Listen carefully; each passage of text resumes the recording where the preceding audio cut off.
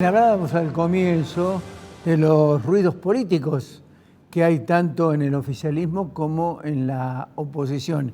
Y queríamos analizar esto con Oscar Gambone, un agudo analista de los temas, ya sea del país y a nivel internacional, para ver, conciliar opiniones en última instancia y agregarle condimento a los análisis, específicamente porque viene de una persona de un nivel intelectual importante.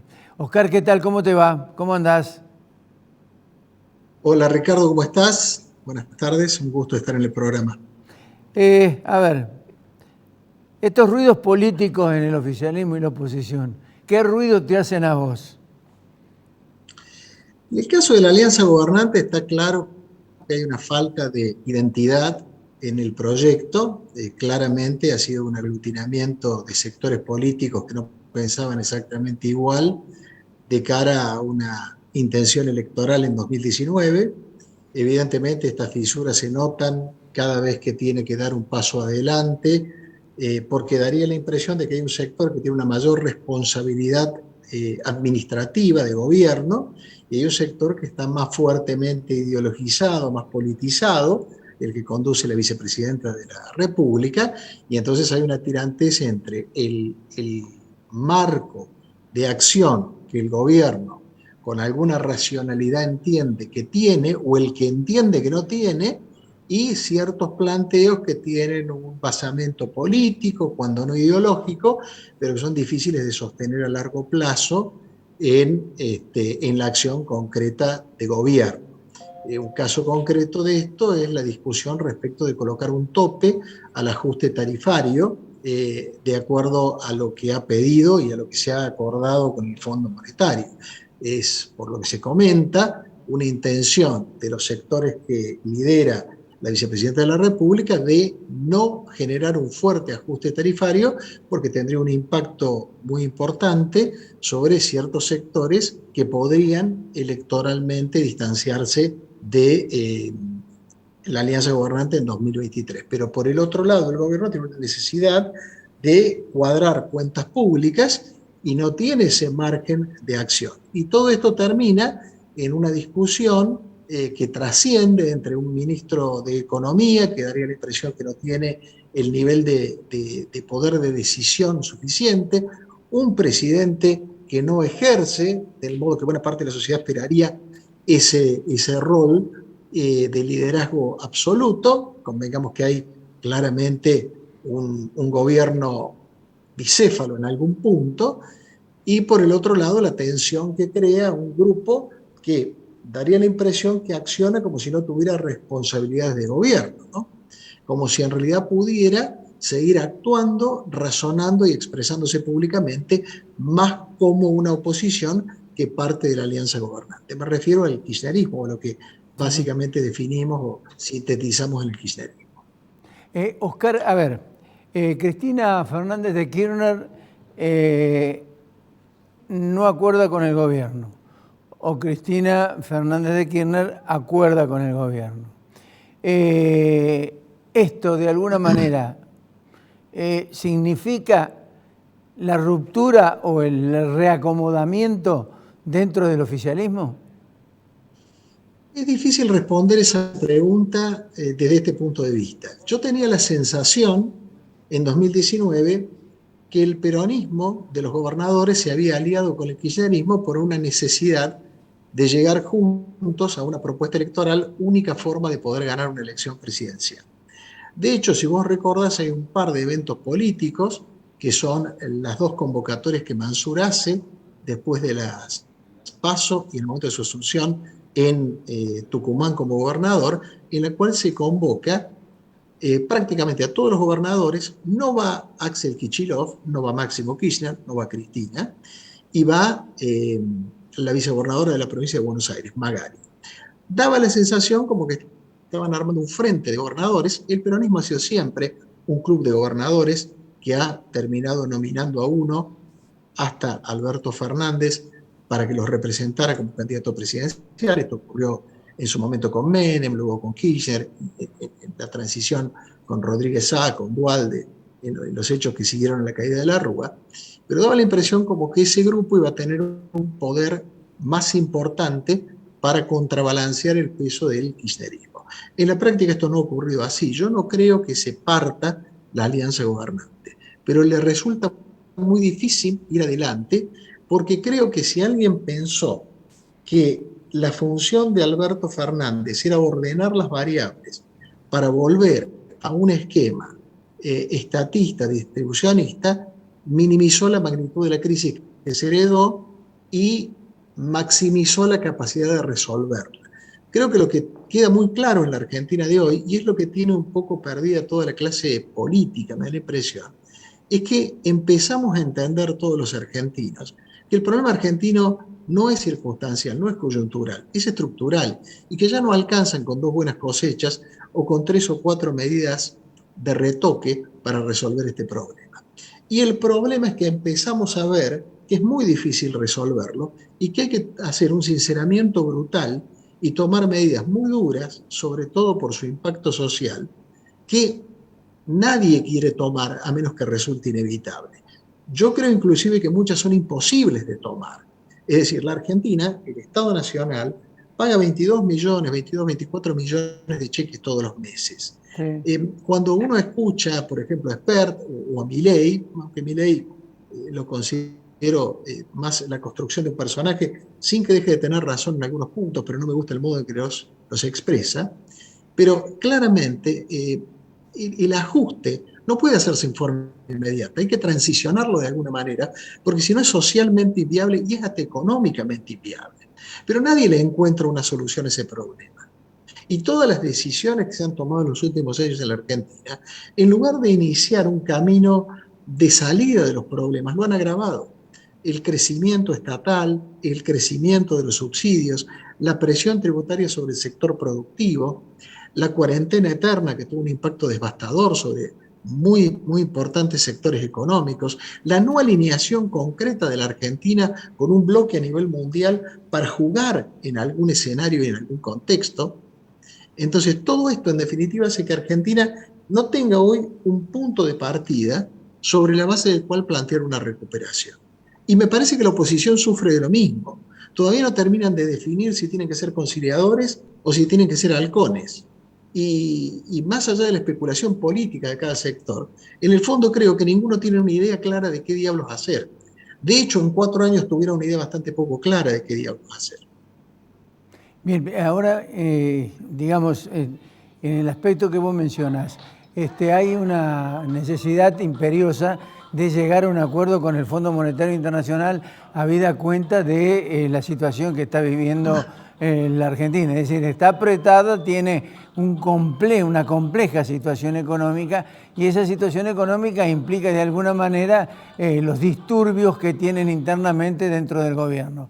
Ahora, el problema es el siguiente. El acuerdo con el fondo implicaría, de acuerdo, contaba recién Alfredo Blanco, una serie de detalles que serían imposiciones por parte del Fondo Monetario Internacional, implicaría un reajuste concreto de distintas áreas de gobierno, entre ellas jubilaciones especiales, tarifas y particularmente esto que decías vos de la parte social. Ajustando la parte social, ¿vos crees que hay signos de conflicto de alguna manera que ya se han empezado a vislumbrar teniendo las primeras noticias? A ver, vamos por parte. La Argentina necesita reinsertarse en el mundo y para ello no puede permitirse un default. La deuda de la Argentina, Sí, te detengo ahí un minuto. Necesitamos insertarnos en el mundo, pero para eso tenemos que tener una política exterior cierta, verdaderamente concreta, responsable, pues no podemos estar jugando al gato y al ratón con quien más nos atiende mejor. Vamos a Rusia, hablamos mal de Estados Unidos, vamos a China, hablamos mal de Estados Unidos, venimos a la Argentina y decimos que estamos con Venezuela, con Nicaragua, con Cuba. Es decir, hay una distorsión total de lo que es la política internacional. O sea, no hay una política internacional seria. Claramente Argentina no tiene una política exterior clara. De nuevo, yo creo que si vos tomás la alianza gobernante, y me voy a enfocar en la alianza gobernante porque claramente es quien hoy toma decisiones de carácter ejecutivo en la Argentina, daría la impresión que hay un sector fuertemente ideologizado, que es el que no tiene responsabilidades de gobierno, y un sector que tiene responsabilidades de gobierno, que es el que de alguna manera estaría, yo te diría, menos capacitado para llevar adelante ciertas y determinadas cuestiones. Es decir, daría la impresión que el ritmo lo marca, la agenda la marca Cristina, y que de alguna forma Alberto y sus ministros van haciendo lo que pueden. ¿Sí? En esa lógica, ni siquiera tenés el extremismo ideológico que por ahí podría pensarse o presumirse que tendría un gobierno de cuño fuertemente cristinista. ¿Se entiende? Entonces estás, como dice el tango, entre la vergüenza de haber sido y el dolor de ya no ser. Apuntás para un lado, pero no vas para ese lado. Pero le haces creer al mundo que capaz que vas para ese lado. Entonces el mundo te mira y te dice, ¿y vos qué querés hacer? ¿Te vas a alinear con Venezuela, Nicaragua? ¿Vas a hacer un eje con Beijing y Moscú? ¿O vas a ser racional como pretende explicarle Argüello al secretario de Estado en reuniones privadas en los Estados Unidos? Entonces, ¿qué creas? Creas toda la resistencia de que vociferás todo el día que vos no sos pro mundo occidental, pero después le vas a pedir al mundo occidental que te ayude porque en el fondo entendés que tenés que estar ahí. Este problema de esta bicefalía es lo peor que tiene este gobierno. Lo peor no es tomar un rumbo equivocado, es ni siquiera tomarlo. ¿Es un problema ideológico Entonces, para vos? yo creo que es un problema. Primero creo que el presidente de la República tiene un problema de incontinencia verbal y me atrevería a decir que tiene un problema de ser una persona que por algún motivo que no llego a entender, le cuesta muchísimo no ser agradable con su interlocutor, lo cual es extremadamente peligroso, ¿sí? Porque juntarse o reunirse con diferentes personas que opinan diferente y tratar de darle la razón a todos es insostenible. Bien, desde el punto de vista del sector más duro del kirchnerismo, claramente sectores juveniles o sectores muy extremos, o dirigentes como puede ser Mayra Mendoza, por ejemplo, que evidentemente creen en un modelo de centro-izquierda que a ellos les parece que es factible y sostenible económicamente. ¿Bien? Entonces creen en el impuesto a las grandes riquezas, creen en el impuesto a los bienes argentinos en el exterior, creen en cobrar bienes personales, que se lo termine cobrando un tipo que tiene un auto y una casa, creen en no subir ganancias, creen en eso. Evidentemente están por lo menos fuertemente confundidos respecto del funcionamiento práctico de una economía. ¿Bien? Hay algo de ideología ahí. Hay también mucho de una sobreactuación ideológica porque se entiende que eso permite un mejor posicionamiento. ¿Sí? El problema es que el sector que tiene que tomar decisiones no tiene fortaleza para hacerlo. Claro. Porque en el piso de esta alianza gobernante, por alguna cuestión que debe tener que ver con la personalidad de Cristina, lo que le pasa a Alberto es lo mismo que le pasó a Daniel Scioli. Cristina es una persona que evidentemente, por algún motivo, tiene un liderazgo muy fuerte y muy marcado, que aunque uno de afuera le dé la impresión que una persona que ejerce la gobernación de la provincia de Buenos Aires o la presidencia de la República podría en algún determinado momento rebalancear esa relación de fuerza, en la práctica no ocurre. Ahora, ¿cuál es el problema principal que tiene el peronismo, esta alianza gobernante y demás? El mismo que tuvo Macri en sus 2 últimos años de gobierno. Si sigue haciendo esto, va inexorablemente a una mala cosecha electoral en 2023, con una chance seria de perder las elecciones. Ahora, a ver, una digamos, de las imposiciones que eventualmente puede tener el Fondo Monetario Internacional es los recortes. Ricardo, perdón, un comentario. Así, ponía énfasis en eso, del riesgo de perder las elecciones, porque creo que si bien puede haber algún condicionamiento de carácter ideológico, buena parte del condicionamiento que un sector del kirchnerismo le hace al gobierno de cara al acuerdo con el Fondo Monetario Sí, tiene que ver con que en términos prácticos es políticamente piantavotos. claro. Es decir, ya no es una cuestión solo ideológica, es una cuestión, si le subimos las tarifas a todo el mundo, si tenemos esta situación, es muy probable que en 2023 la gente no nos vote. Ya no importa tanto la ideología o solamente la ideología. Claro, Porque claro. ahí tenés un gran problema. Porque ahí tenés un gran problema en la Argentina. Todos en la Argentina sabemos lo que hay que hacer. Todos. Puede haber alguna persona, algún grupo de personas que tengan una visión ideológica muy fuerte, diferente, a partir de la cual crean realmente que la inflación se controla yendo a controlar los supermercados, que la inflación no es un fenómeno monetario y que se puede vivir con un Estado empresario e ineficiente. Puede que alguien lo crea legítimamente. De hecho, Del Caño lo debe pensar.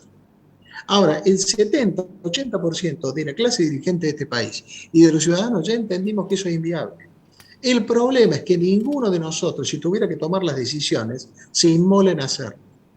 De hecho, Macri, una persona que no tiene un condicionamiento ideológico de centro-izquierda, no ajustó los 2 primeros años. Intentó, porque estaba en un contexto internacional de gran liquidez mundial, que el crecimiento que él, en un modo muy ingenuo, o su gente en un modo muy ingenuo pensaba, se iba a producir por el incremento del volumen, por el enganche de la Argentina al mundo, porque salíamos del riesgo de ser Venezuela, iba a crear vía volumen una solución de la situación fiscal y un alivio de los problemas que la Argentina tenía. No le funcionó porque no bajó inflación en 2016 y 2017 y cuando además el mundo empezó desde los Estados Unidos a aspirar dólares, Trump, cuando electo presidente, volvió vía mayor gasto público, suba de tasas y expansión fiscal en los Estados Unidos, a capturar dólares y secó la plaza, tuvo que volver al fondo, tuvo que ir al Fondo Monetario desesperadamente porque todos los ajustes que Argentina no había hecho y el festival del EDIC y del EVAX y toda la historia terminaron explotando. Claro, Entonces, aquí hay un sí, problema, o sea que evidentemente que, digamos, el fracaso de la política de Macri lo asume este gobierno que se transforma en un gobierno, mejor dicho, no se transforma, está dirigido concretamente hacia una corriente populista que se termina quedando sin plata, se termina quedando sin reservas, se termina sin quedando bienestar, generando bienestar para un sector determinado, y después el que venga gane, suponte vos, el gobierno de Juntos por el Cambio, va a tener exactamente la misma situación complicada ya con un acuerdo con el fondo al cual vos tenés que responderle directamente con números exactos y con un ajuste que evidentemente los va a tener que pagar un sector muy importante de la sociedad. yo tengo un par de comentarios al respecto. La deuda argentina con el fondo, del total de deuda argentina, la deuda con el fondo representa el 10%. La Argentina tiene un problema de deuda mucho más importante que la deuda que tiene con el fondo. Sí, ¿Está bien? sí, La necesidad que el fondo como acreedor le pone a la Argentina o la exigencia que el fondo le pone a la Argentina de solucionar su problema de déficit fiscal no debiera surgir por imposición del fondo, debiera surgir por una necesidad básica que esta economía tiene de ordenarse, porque si no se vuelve inviable este país. ¿Sí? claro. Si vos tomás los dos, a mí me gusta analizar a veces los procesos históricos, ¿no? Y te voy a hacer 3 observaciones. Eh, la primera, si nosotros tomamos el último periodo democrático de la Argentina, es decir, de 1984 en adelante, digo 84 porque la asunción de Alfonsín es 10 de diciembre del 83, no merece la pena contarse el año 83, los dos mejores procesos, los dos mejores procesos económicos que en la Argentina tuviste fueron el proceso económico que ocurrió durante el gobierno de Carlos Menem, desde la implementación de la ley de convertibilidad, y luego el proceso que tiene que ver cuando ya estabilizado el país después de la salida de la Rúa, prácticamente del 2003 al 2007, 2008, o sea, desde la asunción de Néstor Kirchner, poco antes, te diría de la asunción de Roberto Labaña hasta la crisis de la hipoteca subprime, creaste 750.000 puestos de trabajo por año, que en rigor de verdad en parte eran recuperación de la caída de los últimos años. Bien. Ahora, ¿qué dos elementos fuertes tuviste en esos dos periodos? A pesar de que son dos procesos totalmente distintos, uno fuertemente de reducción del Estado y el otro fuertemente de incremento de la presencia del Estado en la economía. Tuviste una explosión inicial que te permitió readecuar todas las variables, y tuviste un contexto internacional favorable en un sentido o en otro.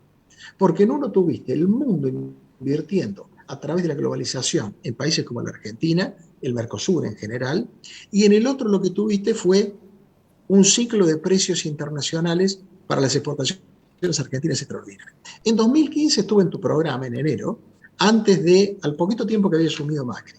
Perdón, inicio de 2016, no 2015. Y yo te dije que Macri iba a hacer algo muy heterodoxo en la historia argentina, que era tratar de resolver una crisis sin una explosión previa que le diera grado de libertad para tomar todas las maniobras o para tomar todas las decisiones que debiera tomar. Hoy por hoy en la Argentina el problema es que esto no se mejora, pero tampoco le explota a nadie. Bien. Y por eso te digo, entre otras cosas, que yo creo que el gobierno no quiere bajar la inflación, porque la necesita para reducir el déficit fiscal. Oscar, te agradezco mucho la deferencia, te mando un gran abrazo y gracias por tu colaboración. No, por favor, un gusto estar en tu programa y el afecto de siempre para vos. Un saludo grande para todos los chicos en el piso y para Alfredo también.